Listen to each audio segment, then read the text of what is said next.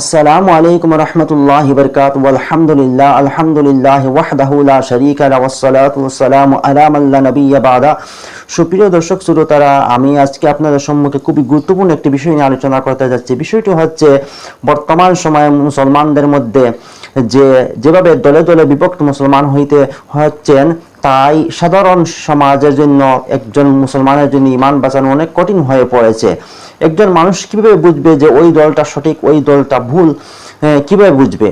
এর জন্য আল্লাহ রসুল সাল্লাল্লাহু আলাইহি সাল্লামের একটা হাদিস রয়েছে, যেটা মিশকাত ও মাসাবি কিতাবের মধ্যে উল্লেখ করা হয়েছে। বর্ণনাকারী রয়েছেন হযরত মালিক ইবনে আনাস রাদিয়াল্লাহু তাআলা আনহু।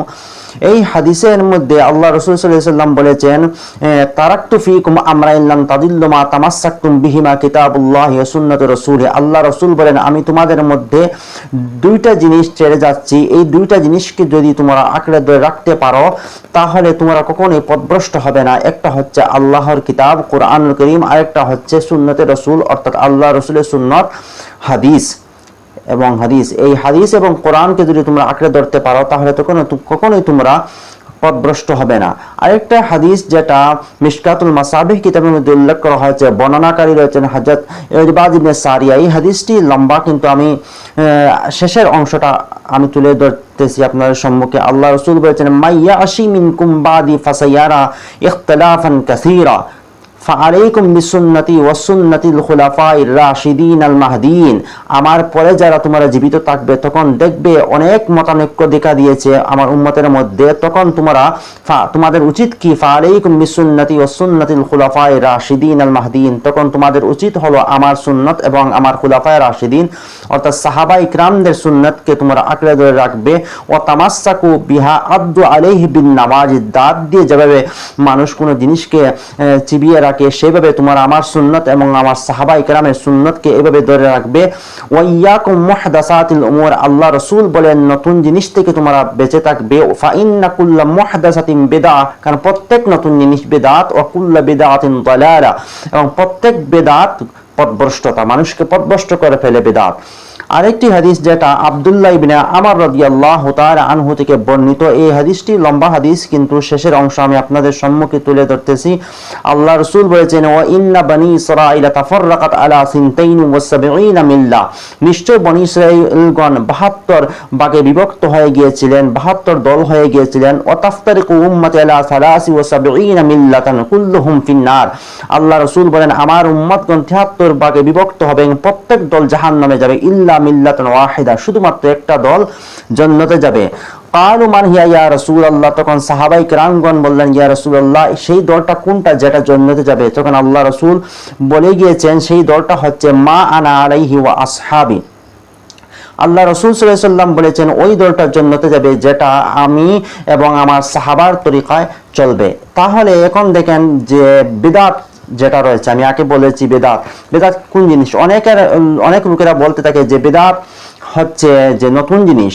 বেদাতের কয়েকটি অর্থ রয়েছে। একটা অর্থ শাব্দিক অর্থ, যেটা মুআজ্জামুল ওয়াসিত কিতাবের মধ্যে উল্লেখ করা হয়েছে। বলা হয়েছে মাস্তুহদিসা ফি দ্বীন ওয়া গায়রিহি, দ্বীনের মধ্যে কোনো একটা নতুন জিনিস আনা, তৈয়ার করা, সেটা বেদাত। কিন্তু বেদাতের যেটা পারিবারিক শরীয়তের পরিবেশে বেদাত কাকে বলে সেটা কাওয়াইদ ফিকহের মধ্যে উল্লেখ করা হয়েছে। সেখানে বলা হয়েছে, আল বিদআতু হিয়াল আমরুল মুহদাসু আল্লাযী লাম ইয়াকুন আলাইহি সাহাবাতু ওয়াত তাবিউনা ওয়া লাম ইয়াকুন মিম্মা ইক্তাদাহু দালিল। এই কিতাবের মধ্যে উল্লেখ করা হয়েছে যে বেদাত হচ্ছে ওই সব নতুন জিনিস যেটা না সাহাবায়ে কিরামদের মধ্যে ছিল, না তাবিঈনদের মধ্যে ছিল, না এটা কোনো শরীয়তের দলিল বনে। অর্থাৎ আল্লাহ রসুলের যুগে ছিল না এমন কোন জিনিস যেটা, এবং সাহাবায়ে কিরামদের মধ্যে ছিল না, এবং রাসূল করিম সাল্লাল্লাহু আলাইহি ওয়াসাল্লামের মধ্যে ছিলই না, এবং এটা শরীয়তের কোনো দলিল নয়। দেখেন বেদাতের আরেকটা সংজ্ঞা যেটা দুররে মুখতার কিতাবের মধ্যে বলা হয়েছে, ওয়াহিয়া ইতাকাদু খিলাফিল মারুফ আনির রাসূল, যেটা রাসূল করিম সাল্লাল্লাহু আলাইহি ওয়াসাল্লামের থেকে যে ইতাকাদ, যে বিশ্বাসটা আল্লাহ রাসূলের থেকে প্রচলিত নয়, অর্থাৎ আল্লাহ রাসূলের বিরুদ্ধে যেটা, সেটা হচ্ছে বিদআত। দেখেন বিদআত অনেক লোকেরা বলতে থাকে যে বর্তমান আমরা যে অনেক ফ্যান চালাইতেছি, কিংবা তো লাইট জ্বালাইতেছি, কিংবা তো মাদ্রাসা মসজিদ যে মাদ্রাসার যে পড়ানোর যে সিস্টেম, সেটাকে অনেক লোকেরা বলতে সেটাও তো বেদাত। আসলে বেদাত সেটা নয়। দেখেন বেদাত কি জিনিস? বেদাতের ব্যাপারে আল্লাহ রসুলের একটা হাদিস, যেটা সহিহ মুসলিমের মধ্যে উল্লেখ করা হয়েছে। আল্লাহ রসুল সাল্লাল্লাহু আলাইহি ওয়াসাল্লাম বলেছেন, মান আহাদাসা ফি আমরিনা হাযা মা লাইসা মিনহু ফাহুয়া রাদ্দুন। যে মানুষ আমার দিনের মধ্যে কোনো একটা জিনিস নতুন আনলো, আল্লাহ রসুল বলেন সেটা কখনোই গ্রহণযোগ্য হবে না। দিনের মধ্যে, ইবাদতের মধ্যে কোনো নতুন জিনিস আপনি বের করা, ইবাদতের মধ্যে। এখন বেদাত ফিদ দিন কখনোই জায়েজ নয়। শরীয়তের পরিভাষায় যেটাকে বলা হয়েছে সেটা হচ্ছে বেদাত ফিদ দিন, বেদাত লিদ্দিন নয়। মাদ্রাসা, মসজিদ কিংবা তো দিনকে বাড়ানোর জন্য, দিনের খিদমতের জন্য কোনো জিনিস আপনি, দিনের সহায়তার জন্য কোনো জিনিস আনা, সেটা হচ্ছে বেদাত লিদ্দিন। কিন্তু বেদাত ফিদ দিন হচ্ছে নতুন কোনো ইবাদত কিংবা ইবাদতের মধ্যে এমন জিনিস আপনি বাড়িয়ে দেওয়া যেটা আল্লাহ রসুলের যুগে ছিল না। আল্লাহ রসুল এরকম ইবাদত করেন নেই, সাহাবায়ে কেরাম করেন নেই, তাবিন, তবে তাবিন এমন কোনো ইবাদত করেন নেই। এইভাবে আপনি কোনো একটা নতুন ইবাদত আপনি বের করে দিলেন, কিংবা তো ইবাদত করেছেন সাহাবায়ে কেরাম, সেই ইবাদতের মধ্যে আপনি কিছু অংশ বাড়িয়ে দিয়েছেন, এটাকে বলা হয় বেদাত, যেটা জায়েজ নয়। কিন্তু বেদাত লিদ্দিন, যেটা অনেক সময় অনেক লোকেরা বলতে থাকে যে মাদ্রাসা হচ্ছে বেদাত, এটা হচ্ছে বেদাত লিদ্দিন। সাহাবায়ে কিরামদের যুগে, বর্তমান আমরা যেভাবে মাদ্রাসা চালাইতেছি, মাদ্রাসার যে পড়ানোর যে সিস্টেম রয়েছে, সাহাবায়ে কিরামদের যুগে ছিল না। কিন্তু সেটা হচ্ছে বেদাত লিদ্দিন, বেদাত ফিদ দিন, দিনের মধ্যে কোনো বেদাত নয়।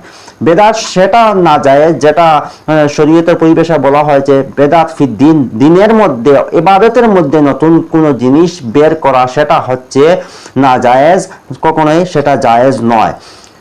তাই বুঝা গেল ইবাদত আল্লাহ রসুল সাল্লাল্লাহু আলাইহি ওয়াসাল্লাম যেভাবে করে গিয়েছেন, আল্লাহ রসুলের যুগে যেভাবে ইবাদত ছিল, সাহাবায়ে কেরাম যেভাবে ইবাদত করেছেন, তার যুগে যেগুলো ইবাদত ছিল সেগুলো আপনি করতে পারবেন। নতুন নিজের পক্ষ থেকে কোনো জিনিস আপনি বানিয়ে নেওয়াটা, কোনো ইবাদত বানিয়ে নেওয়া সওয়াবের আশায়, সেটা হচ্ছে বিদআত ফিদ দ্বীন, যেটা কখনোই জায়েজ নয়।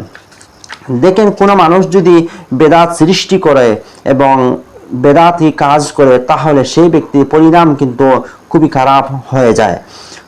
যেমন একটি হাদিস যেটা সুনানি ইবনে মাজার মধ্যে উল্লেখ করা হয়েছে, عن حذيفة رضي الله تعالى عنه قال قال رسول الله صلى الله عليه وسلم لا يقبل الله لصاحب بدعة صوما ولا صلاة ولا صدقة ولا حجا ولا عمرة ولا جهادا ولا صرفا ولا عدلا يخرج من الإسلام كما تخرج الشعرة من العجين।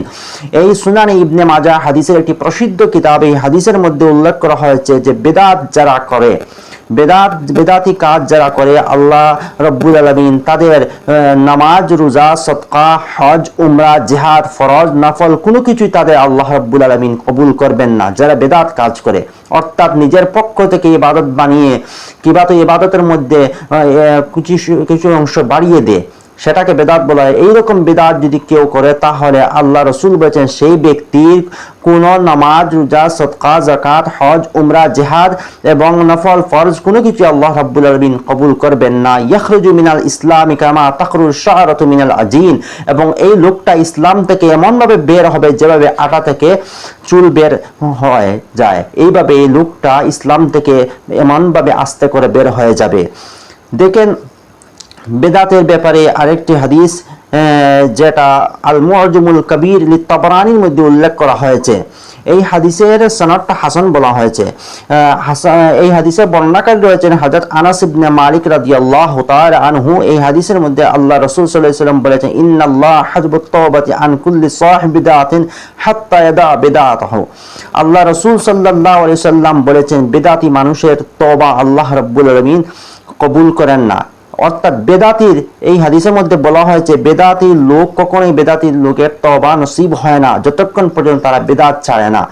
কারণ বেদাত তারা করতেছে যে এটা নেকির কাজ মনে করি করতেছে, যার কারণে তাদের এই বেদাতিদের তওবা নসিব হয় না।